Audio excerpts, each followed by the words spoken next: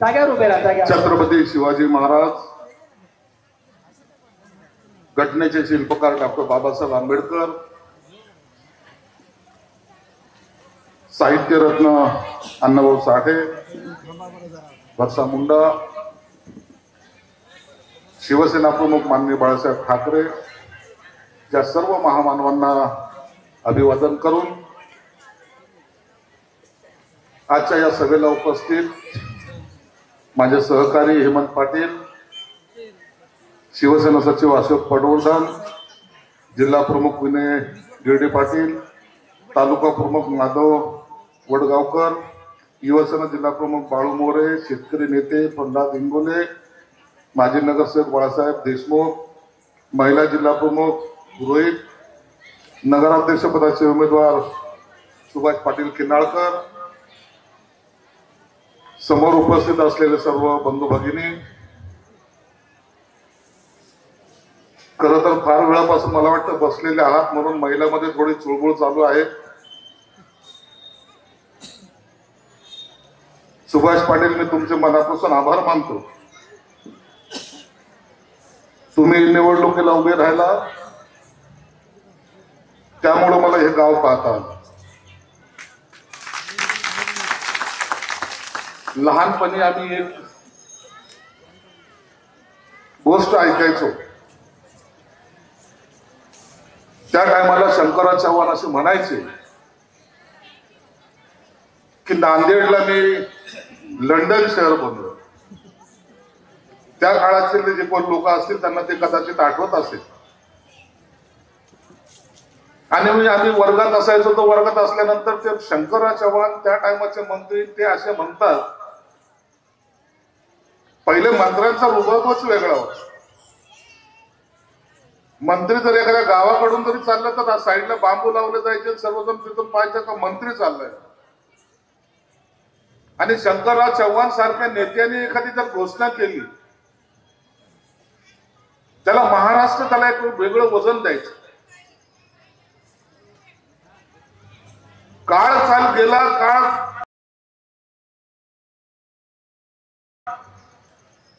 पुढे पुढे जसा सरकत चालला त्याचा आम्ही जसा प्रौढ झालो. मला नेहमी एक इच्छा असायची आपल्याला जाऊन ते नांदेड शहर पाहायचे. ते लंडन मला पाहायचे, ते लंडन कसं आहे. परंतु मधल्या काळामध्ये मी एकदा आलो, 2-3 वेळा आलो. नांदेड शहरामध्ये झाली दंगल त्या टायमाला मी आलो. आमचे एक आमदार मित्र वारले त्या टायमाला मी आलो. परंतु मला या शहरामध्ये काही बदल झालेला दिसला नाही. म्हणून आज हेमंत पाटलाबरोबर गाडीमध्ये येताना म्हणलं ते गाव कोणतं आहे जिथे आपण चाललोय. म्हणे भाऊ तो त्यांचाच मतदारसंघ आहे. मी म्हणलं हे गाव तर सगळ्यात चांगलं असतं. कारण की जे लोक इतकं राजकारण करतात, इतक्या मोठमोठ्याला राजकारण केलेलं आहे, त्या गावामध्ये जर आपण चाललोय, ज्यांचा आदर्श घेऊन आपण राजकारणामध्ये पाहत होतो, ते गाव तर सर्वात सुंदर असतं. परंतु मला आल्यानंतर जे काही पाहायला मिळालं किंवा जे ऐकायला मिळालं,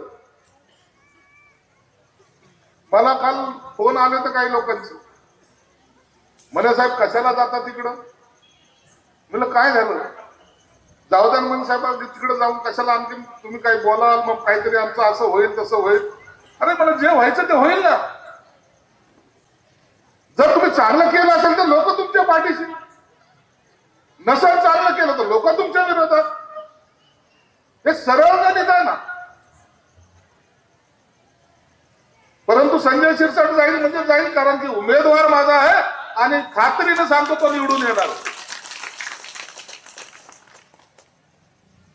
सुभाष पाटील, मी कोणत्याही बंद पडलेल्या दुकानाकडे जात नाही बरं का उद्घाटनाला. मी ज्या ठिकाणी जातो तिथं भरभराट होती, लक्षात ठेव. आपण असे तसे नाहीये. आपण एकदा निर्णय घेतला तर सत्ता पलटू शकतो. अरे नगराध्यक्ष पद काय ते तुला आज या लोकांनी दिलंय म्हणून समज.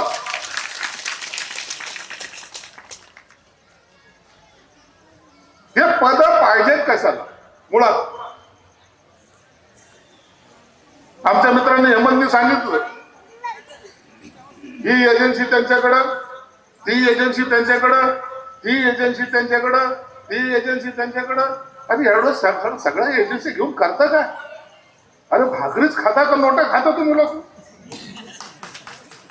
खायला तर भाकरच लागते ना. प्युअर तूप जरी टाकलं तर भाकर एकच्या ऐवजी 1.5 खाशील, आणखी काय खाणार? मग एवढा पैसा पाहिजे कशाला? बरं मागं बी असं काही नाही पहिल्यासारखं.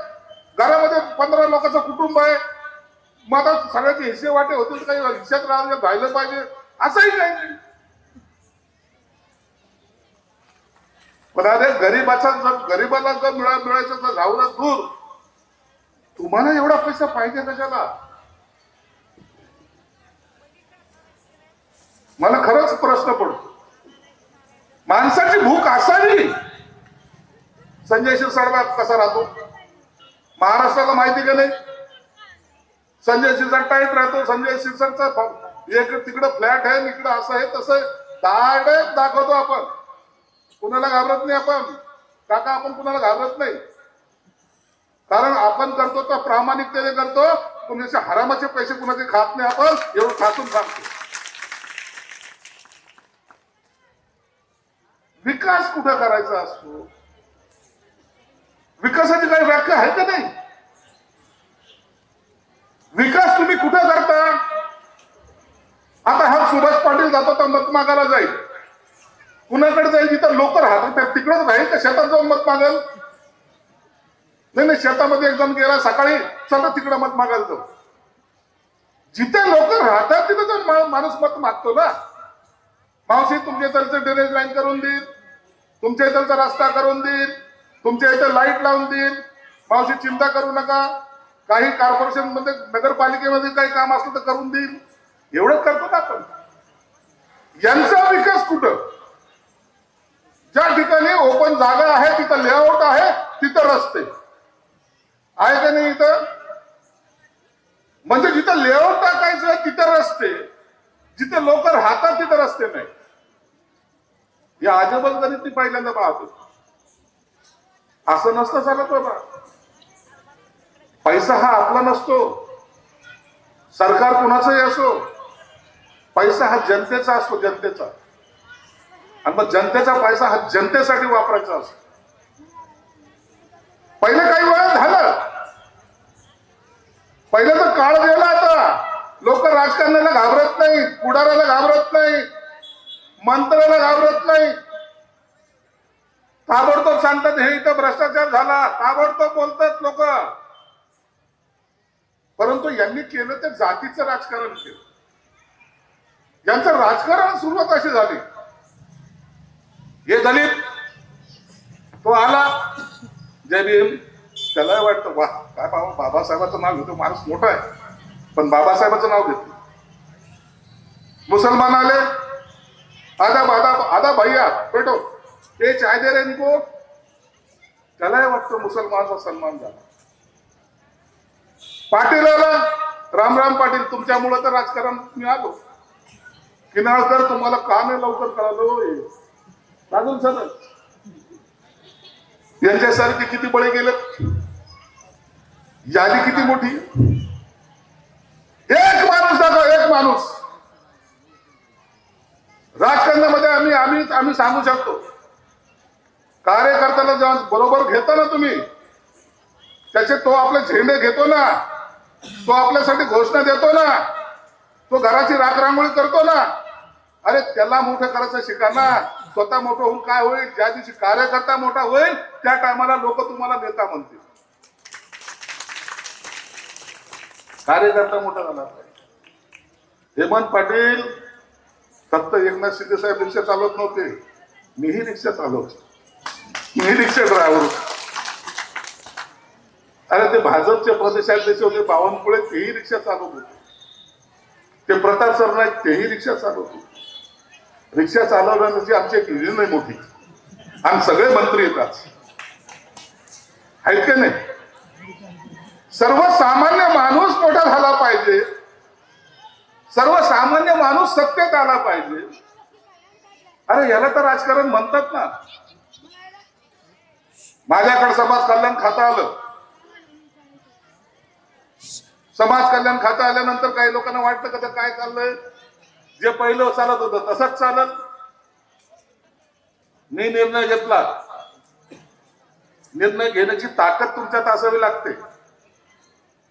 पहिला निर्णय मी काय घेतलाय, या गरिबाची पोरं ज्या या गावाखेड्यातून येतात, शहराच्या ठिकाणी, तालुक्याच्या ठिकाणी, ज्यांना राहायला हॉस्टेल सुद्धा नसतात, 1200 कोटी रुपये फक्त गरिबाच्या पोराच्या हॉस्टेलसाठी मी दिले. 1200 कोटी रुपये. हे लोक जे राजकारण करतात ना जातीचं, त्या अण्णाभाऊ साठेंच्या गावाला मी गेलो, माटेगावला. अहो 30 ती 10x10ची खोली आजही तशीच आहे. कलेक्टरला बोलवलं, सर्वांना बोलवलं. म्हणलं याचं काय झालं, आपल्या अण्णाभाऊचं मोठं स्मारक आपल्याला उभं करायचंय, मला शेती पाहिजे. म्हणे साहेब आपण प्रयत्न केला पण बाजूचे लोक देत नाहीत. म्हणलं आपल्याला कुठं नाही, सरकारी शेत का असं आपल्याला पाहिजे. 5 एकर शेत आम्ही घेतलं. एकाने पुन्हा कोर्टात गेला, नाही नाही नाही म्हणे आम्ही लय दिवसाची शेती करतोय, आम्ही शेती देणारच नाही. कोर्टात त्याला हरवलं आणि अण्णाभाऊ साठेच्या स्मारकासाठी 55 कोटी रुपये मी निधी दिला. साहित्य रत्न, पुतळे ठेवता, फोटो ठेवता.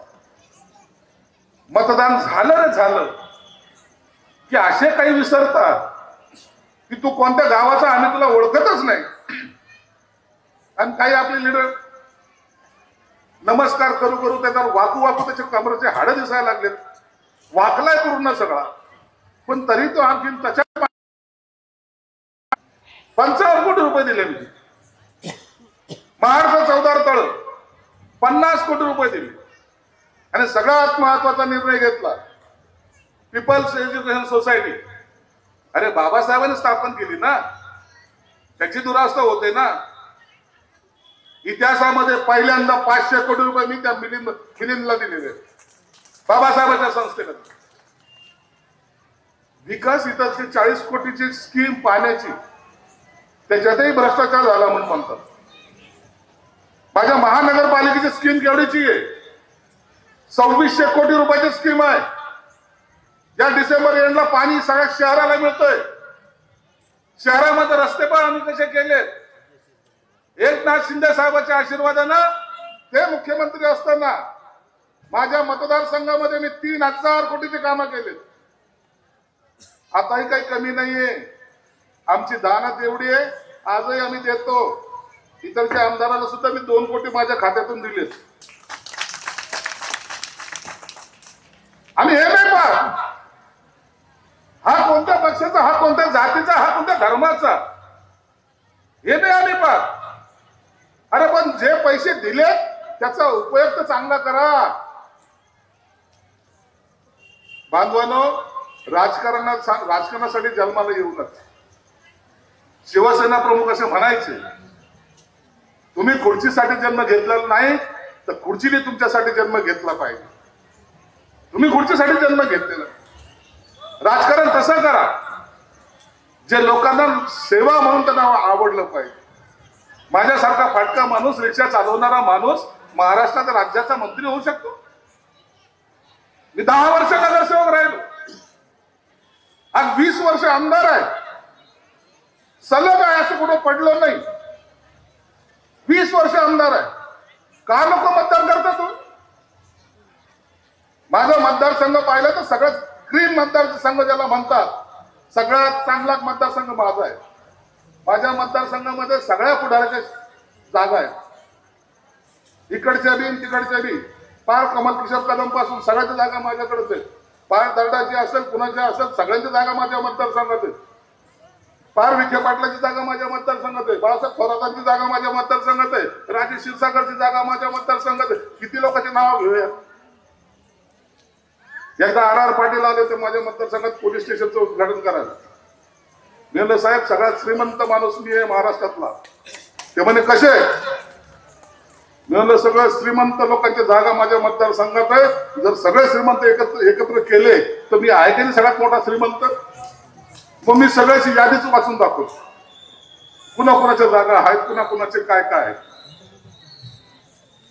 सुभाष पाटील, हे एक लक्षात ठेव, जेव्हा आम्ही संघटनेचं काम करत होतो ना, कधी हा विचार सुद्धा केला नव्हता, डोक्यात सुद्धा नव्हता आला की मी कधीतरी नगरसेवक बनेल. साधा नगरसेवक, पण लोकांचा आशीर्वाद पाठीशी असला ना, आपलं कुणी वाकडं करू शकत. लोक बरोबर नगरसेवक झालो पहिल्यांदा, जिथं राहतो तिथून नाही, दुसऱ्या वार्डात. तो वार्ड महिला होता तर तिथं कसं काय उभं राहतो. दुसऱ्यांदा नगरसेवक झाला दुसऱ्या वार्डात.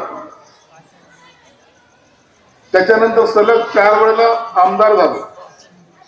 पण एवढे पैसे जेवढे इलेक्शन लढलेत ना, तेवढे पैसे लागले नाही जेवढे इथं एका आमदारकीला लागतात. त्याला काय खर्च आहे.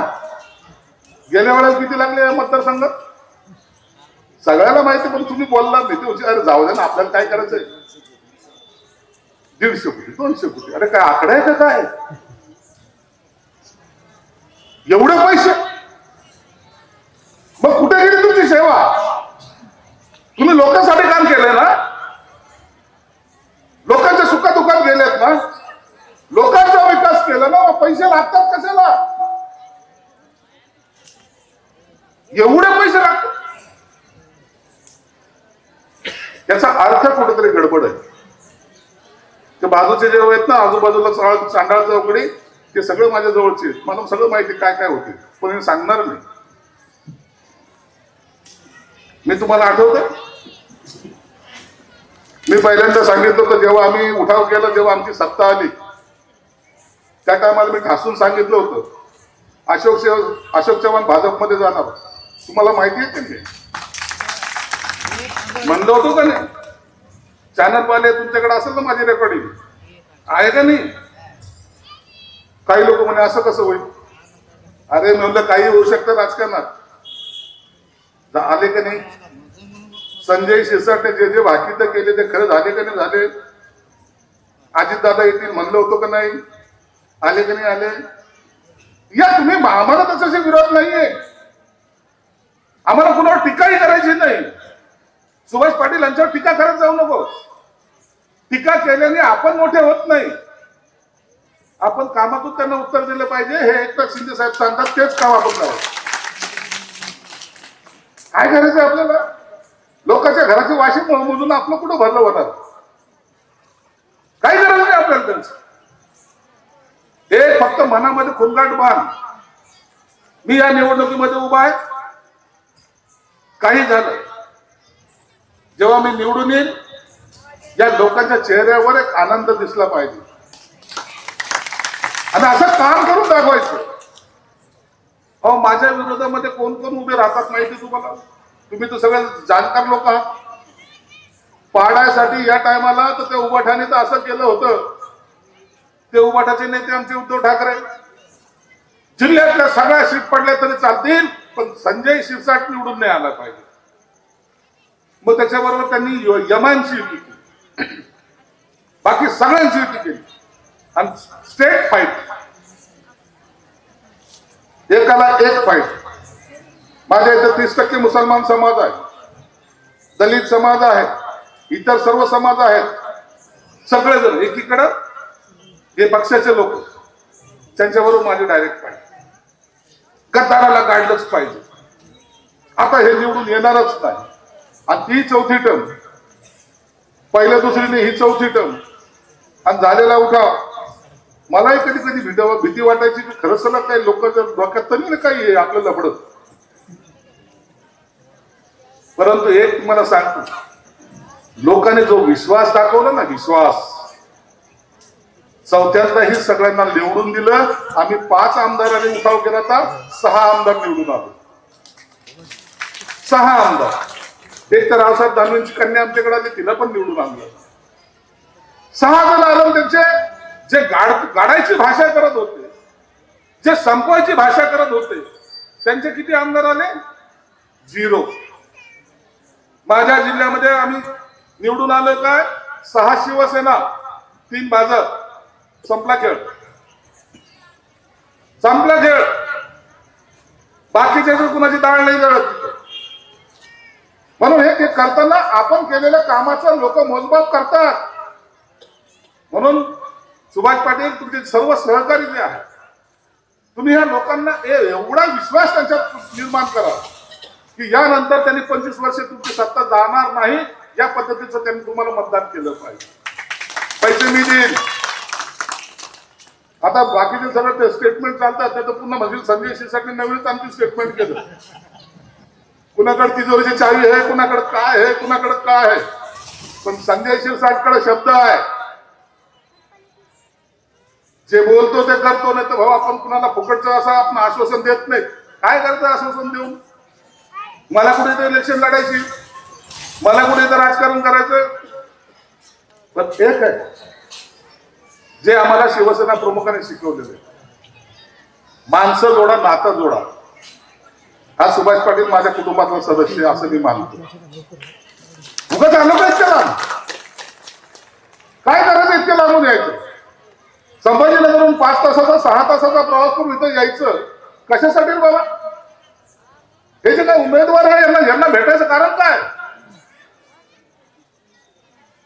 अरे ज्या गरिबीतून आम्हाला आज या ठिकाणी आम्हाला व्यासपीठ मिळालं, त्याच सगळ्या माणसाला भेटणं हे सगळ्यात मोठं सौभाग्य असतं.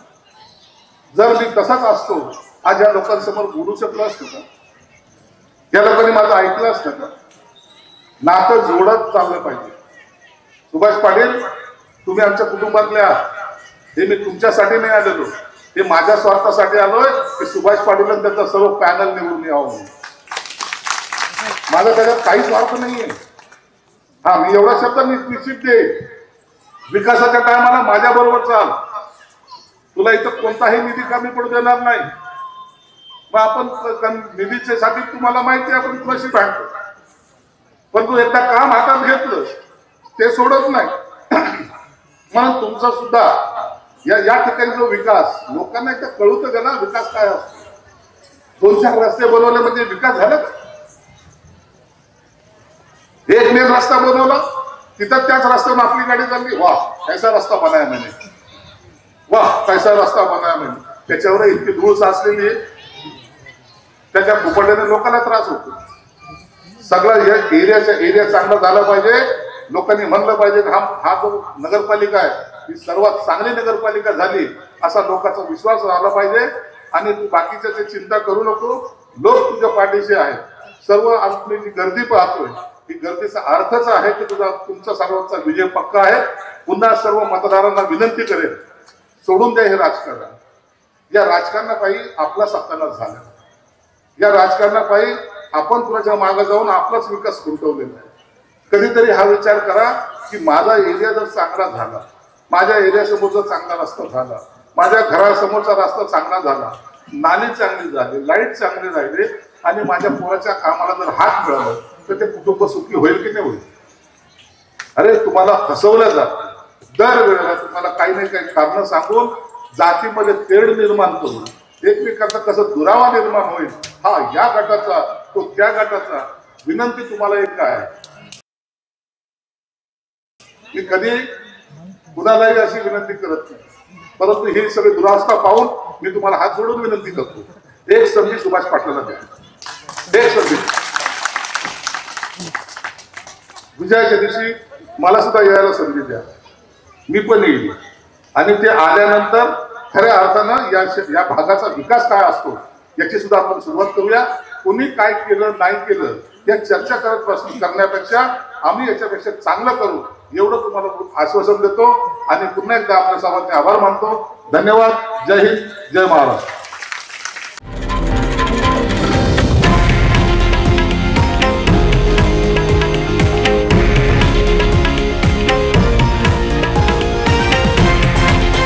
हे आहे देशातील नंबर 1 न्यूज नेटवर्क आणि आपण पाहत आहात TV9 मराठी, एकमेव.